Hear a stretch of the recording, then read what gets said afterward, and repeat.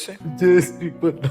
भगवान आपके चरणों में कोटि कोटि प्रणाम। भगवान जैसे आप श्री कहते हैं कि जो भी सिद्ध महापुरुष जन होते हैं वो कोई कर्म नहीं करते, ना ही कोई शुभ और ना ही अशुभ, वो कर्म से परे होते हैं। भगवान मुझ अधम का ये प्रश्न है कि बिना कर्म रहित क्या है? जैसे हम ग्रस्त कुछ ना कुछ कर्म करते रहते हैं। हमारी बात समझो, गाड़ी बंद है, एक पैसा का पेट्रोल खर्चा नहीं है और ढलान से उसको छोड़ दो ब्रेक हटा करके, तो गाड़ी चल रही है, लेकिन गाड़ी चल नहीं रही है।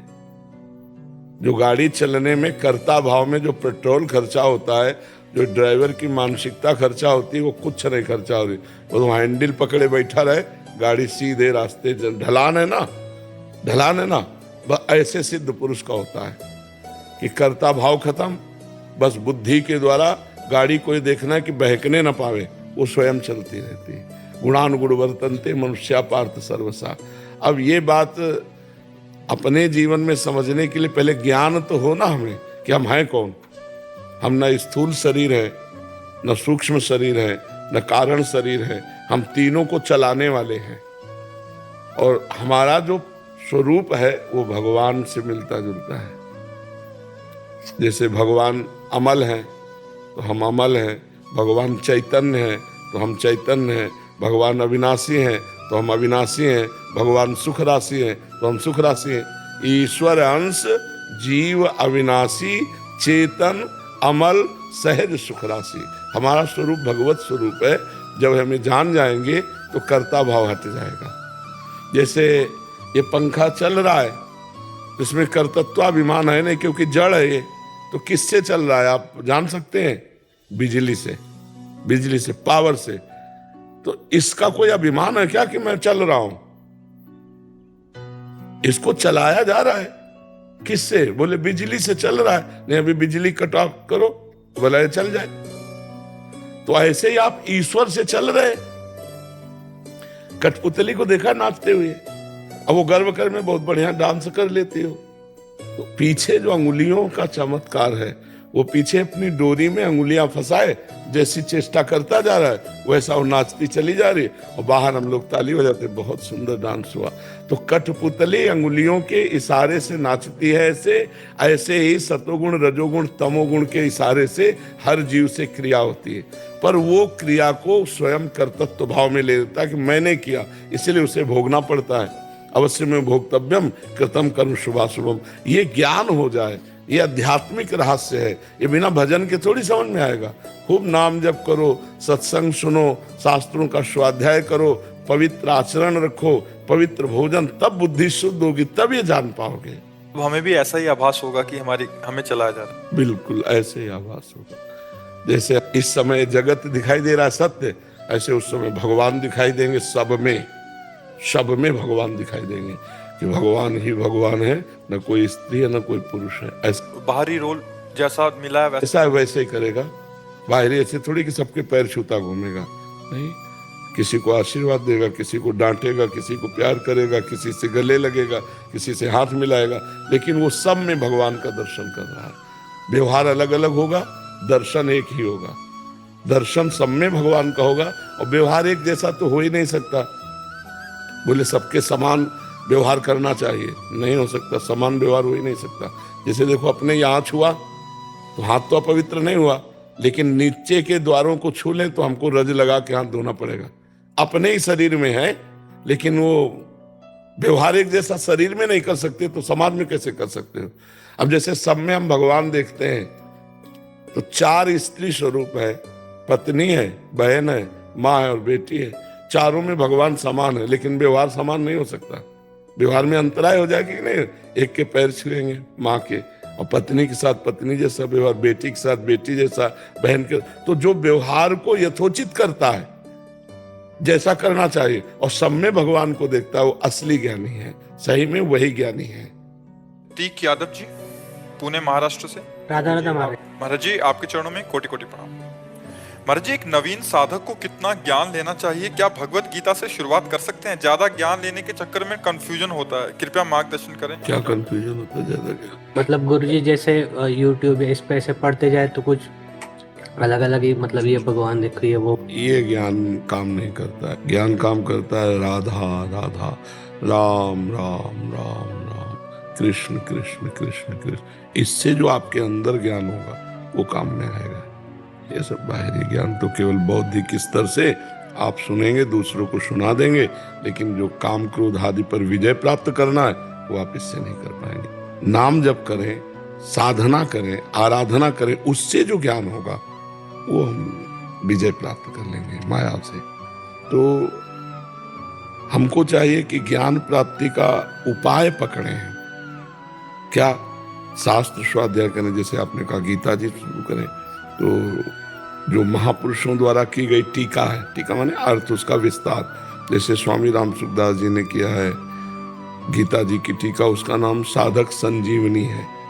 वो आप ले आइए, आराम आराम से पढ़िए, समझ समझ के पढ़िए और नाम जप कीजिए और माता पिता परिवार की सेवा कीजिए। इससे जो ज्ञान होगा वो माया पर विजय प्राप्त करा देगा। ऐसे बौद्धिक स्तर का ज्ञान आप प्रवीण हो सकते हैं दूसरों को समझाने में, उपदेश देने में, क्योंकि आपने बहुत शब्द चयन किए हैं, लेकिन आपका कल्याण नहीं होगा। आपका कल्याण होगा भजन करने से। बारी मथे घृत होए बरु, सिकता ते बरु तेल, बिनु हरि भजन न भवतरी, आ सिद्धांत पेल। बालू पेरने से भले तेल निकल आवे, असंभव है वैसे तो, और जल मथने से भले मक्खन निकल आवे, घी निकल आवे, असंभव है, पर ऐसा हो सकता है। पर बिना भगवान का भजन किए दुर्गुण, दुराचार, अशांति और इस संसार चक्र से हमारा उद्धार नहीं हो सकता है। सही माने में काफी ज्ञान सबको रहता है। जैसे किसी की बहन बेटी की तरफ गंदी दृष्टि से देखना पाप है, किसी पुरुष की तरफ भोग दृष्टि से देखना पाप है। क्या ये बात नहीं जानते सब लोग? क्या ये नहीं जानते किसी जीव की हिंसा करना पाप है, चाहे अपना गर्भस्थ शिशु हो या बाहर पशु पक्षी हो? ये ज्ञान है तो, पर प्रयोग कहाँ है?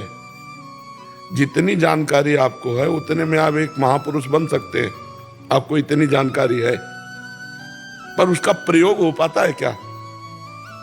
क्यों? क्योंकि आपके पास अध्यात्म बल नहीं है। जानकारी के अनुसार ब्रेक मार देना, गलत आचरण ना होने पाना, अच्छे आचरणों में आगे बढ़ना, ये पवित्र बुद्धि निर्णय करती है। अगर ड्राइवर नशे में हो तो जानकारी किसी काम की नहीं, वो एक्सीडेंट करेगा। ऐसे बुद्धि यदि मलिन हो तो कहीं ना कहीं फंसा ही देगी हमको, हमारी जानकारी किसी काम में नहीं आएगी। हमें लगता है भजन करना चाहिए।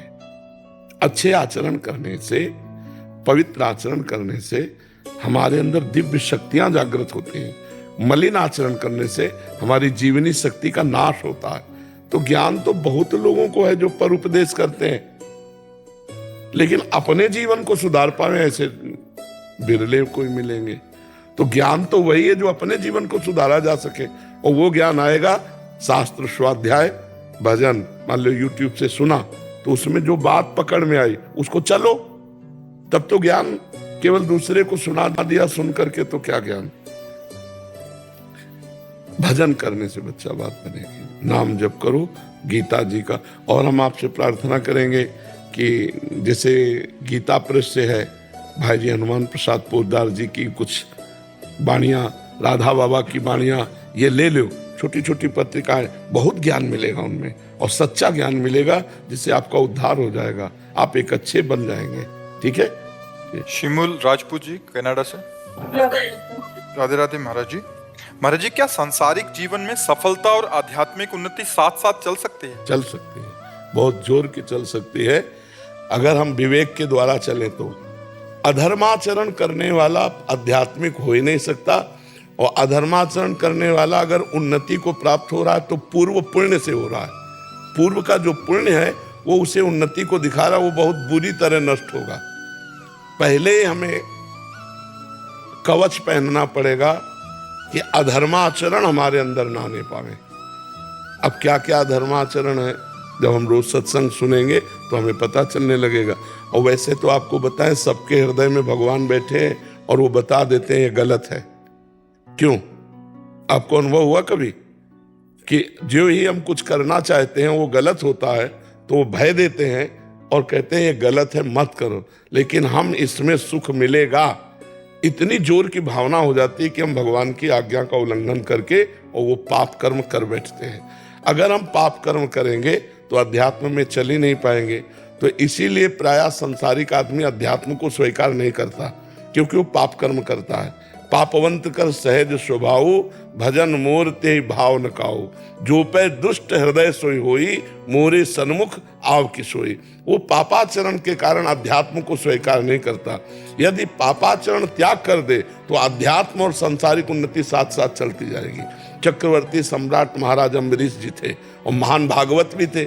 जनक जी परम ज्ञानी हैं और राजा भी हैं, तो साथ साथ दोनों बातें चल सकती हैं यदि गंदे आचरणों का त्याग कर दिया जाए तो, पर है कठिन, क्योंकि गंदा आचरण हम छोड़ नहीं पाते।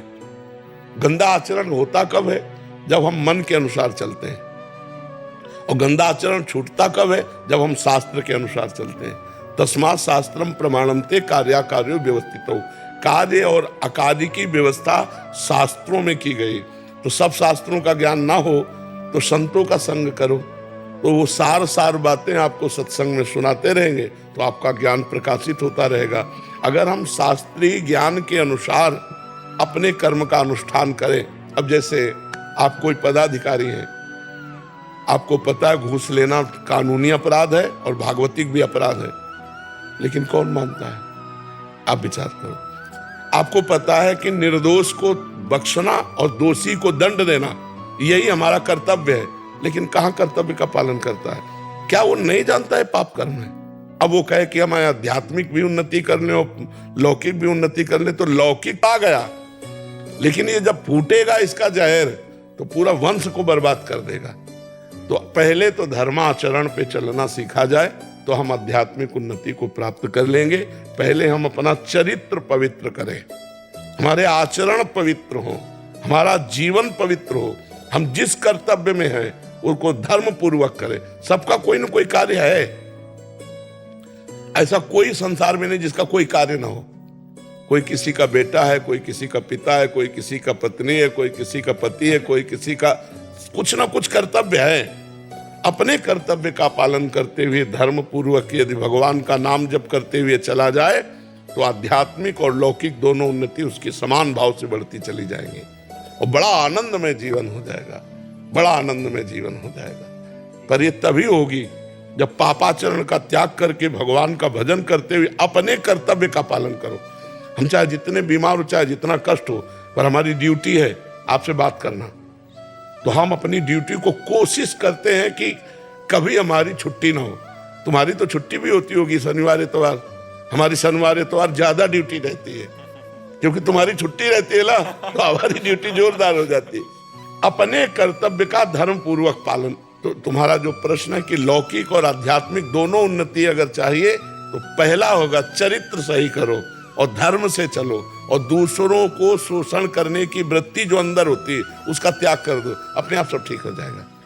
समझ पाए विचार? महाराज जी धीरे धीरे इसका बहुत ज्यादा बढ़ रहा है महाराज जी, लोलुपता। ब्रह्मा जी ने सतयुग, त्रेता, द्वापर, कलयुग, ये चारों पुत्र हैं युग ब्रह्मा जी के, चारों को बुलाया और सतयुग से कहा देखो हमारी सृष्टि में नरक भी है, उस पर भी ध्यान देना। तो सतयुग ने साफ मना कर दिया कि हमारे शासन काल में कोई भी नरक नहीं जाएगा। त्रेता से कहा तो त्रेता ने कहा बड़े भैया जैसे चलेंगे वैसे ही हम चलेंगे। द्वापर से कहा, द्वापर ने कहा आपकी आज्ञा का हम पालन करने की कोशिश करेंगे। कलयुग ने कहा, तो कलयुग से जब कहा कि तुम नरक की, तो उन्होंने कहा पिताजी आप निश्चिंत रहो, जैसे बड़े भैया ने कहा ना कि हमारे राज्य में कोई नरक नहीं जाएगा, तो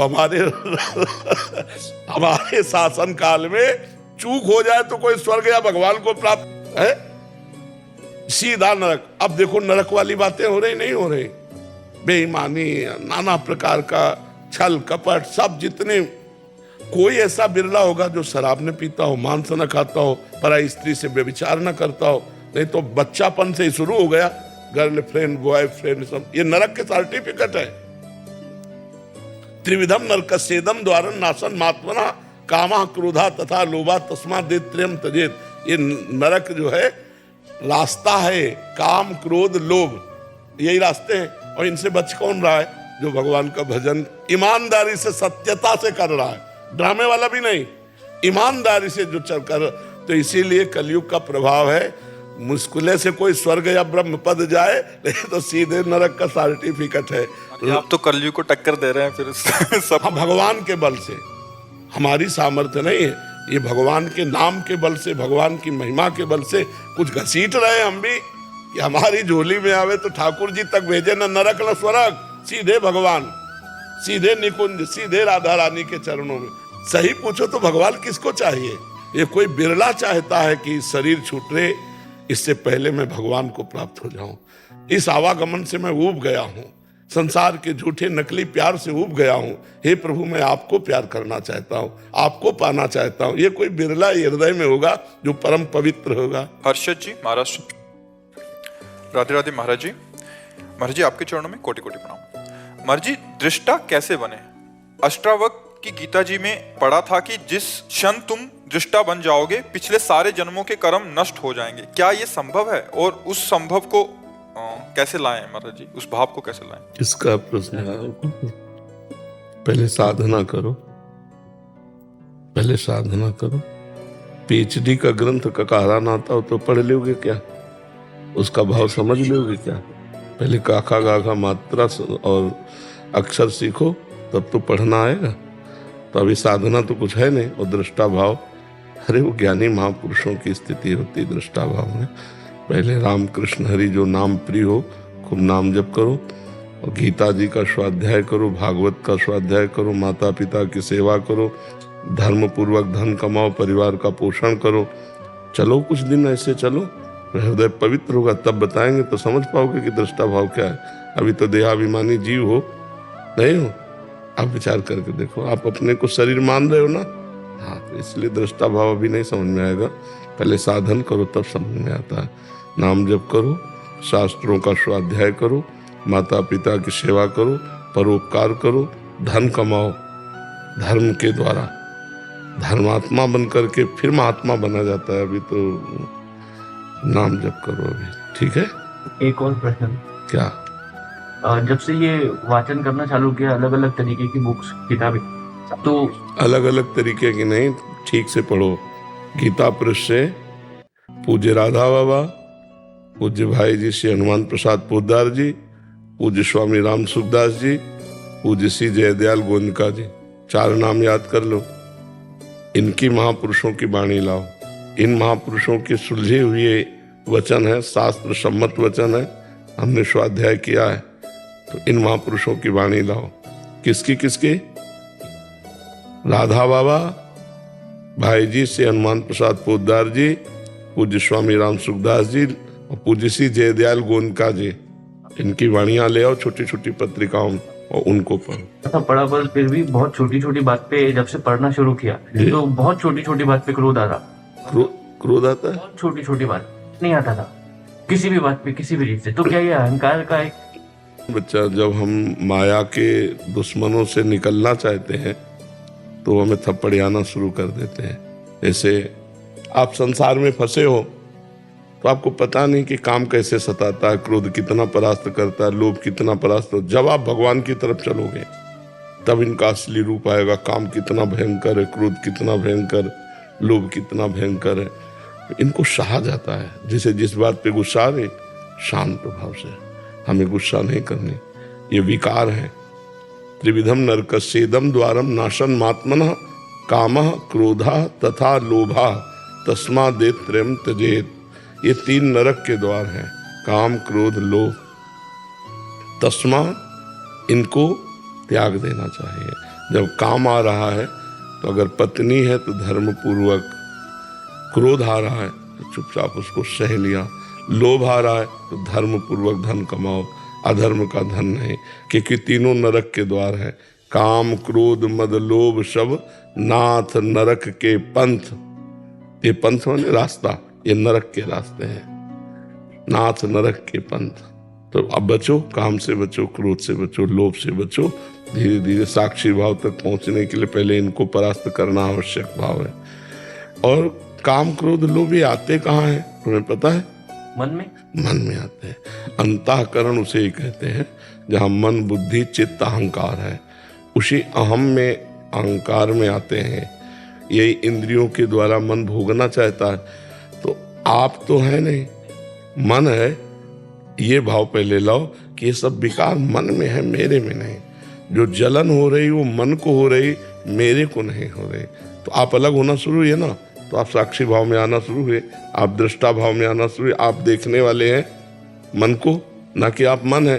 तो काम क्रोध आदि मन में आए, आप में तो आए नहीं। तो आप उसे देख रहे हैं, तो आप उसे जीत जाएंगे, क्योंकि आप में नहीं है, वो मन में है। और जब अपने पे है तो हम हार जाएंगे। इसीलिए दृष्टा भाव, पर उसमें टिकोगे नहीं अभी, क्योंकि तपस्या नहीं है ना, पवित्रता नहीं है, तो इसलिए टिकोगे नहीं उसमें। टिक गया सो ज्ञानी, टिक जाए सो ज्ञानी, फिसल जाए सो अज्ञानी। ठीक है।